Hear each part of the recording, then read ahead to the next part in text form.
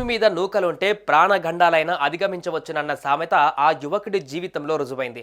నడి సముద్రంలో చిన్న పడవతో సముద్రంలోకి వెళ్లిన ఓ యువకుడు హ్యాంప్ బ్యాక్ తిమింగలం నుంచి బయటపడ్డాడు. చీలీలోని పటగోనియా తీరానికి సమీపంలో ఈ ఘటన జరిగింది. ఈ వీడియోను చూసిన నెటిజన్లు చావు అంచు వరకు వెళ్లి వచ్చాడంటూ కామెంట్లు చేస్తున్నారు.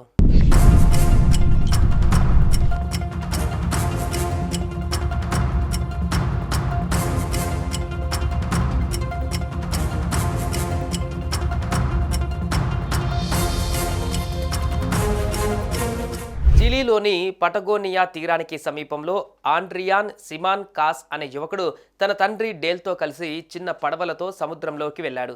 వీరికి అనుకోకుండా ఎదురుపడిన తిమింగలం ఆండ్రియాన్తో పాటు పసుపు రంగులో ఉన్న అతడి పడవను కూడా తిమింగలం నోట కరిచి కొన్ని క్షణాలలో వదిలేసింది. కొడుకుకు కొద్ది దూరంలో ఉన్న డెల్ ఆ దృశ్యాన్ని వీడియోలో బంధించాడు.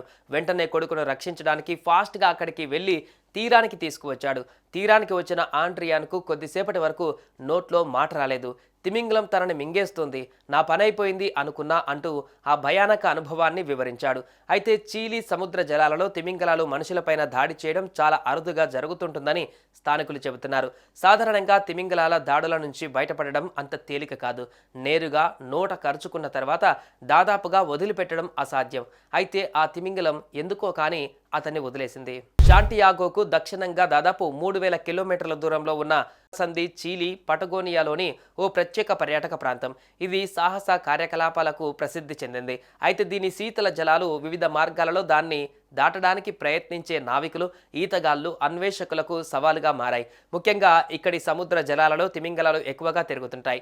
అయితే అవి మనుషులపైన దాడి చేయడం చాలా అరుదుగా జరుగుతుంటాయని స్థానికులు చెబుతున్నారు. చేపలు తింటున్నప్పుడు అనుకోకుండా కయాక్ను మింగి ఉండవచ్చని, తినేటప్పుడు తిమింగలాలు చాలా వేగంగా ఉపరితలంపైకి వస్తాయని అంటున్నారు. ఆ మార్గంలో ఉన్న వస్తువులను అనుకోకుండా ఢీకొడతాయని, తిమింగలాలు తిరిగే ప్రాంతంలో ప్యాడిల్ బోర్డులు, సర్ఫ్ బోర్డులు ఉపయోగించకూడదని అందరూ గుర్తుపెట్టుకోవాలని సూచిస్తున్నారు.